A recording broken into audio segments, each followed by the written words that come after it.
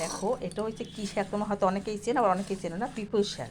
পিপুল শাক আমি ভালো করে কেটে ধুয়ে রেখেছি একটা বাটিতে। আর এটা হয়েছে দেখো একটা দানা কলা, একটা দানা কলা গুড়িয়ার মা আমাকে দিয়েছে। দানা কলাটা এখন কেটে নেব, কেটে আমি রান্না করব। এই দেখো কলাটা আমি কেটে নিয়েছি, কাটার পরে কেমন হয়েছে এদিকে আমি দেখো উনানে কড়াই বসিয়ে দিয়েছি, তেল দিয়ে দেবো, জিরে ফোড়ন দিয়ে দেবো। দেখো জিরেটা ফোড়ন দিয়ে দিলাম। এখন এই দেখো কলাটা দিয়ে দেবো, এই দেখো কলাটা দিয়ে দিলাম, হলুদ দিয়ে দেবো, নুন দিয়ে দেবো, নুন দিয়ে দিলাম। এবারে দেখো একটু ভালো করে দুটো লঙ্কা দিয়ে দিলাম, বেশি লঙ্কা খাবো না, কম লঙ্কা খাবো তাই কম লঙ্কা দিলাম। এবারে আমি জল দিয়ে দিলাম,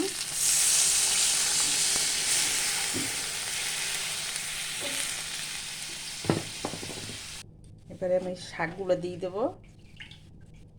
এই দেখো শাকটা দিয়ে দিলাম, তারপরে দিয়ে ভালো করে নেড়ে ঢাকা দিয়ে রাখবো। এই তো দেখো ঢাকা খুলে ফেলছি, খুব সুন্দর হয়েছে, সব গলে গেছে, পাতা পাতাগুলো একটু নরম হয়ে গেছে, সব সেদ্ধ হয়ে গেছে। এখন একটু জিরের গুঁড়ো দেবো, নামিয়ে দেবো। একটু জিরের গুঁড়ো দিলাম, দিয়ে নামিয়ে দেবো, হয়ে গেছে। একদম মশলা ছাড়া রান্না। কে কে আমার মতো মশলা ছাড়া রান্না করতে পারো কমেন্ট করে জানাবে। সবাইকে টাটা, থ্যাংক ইউ। সবাই কমেন্ট করবে আমার রান্নাটা কেমন হয়েছে।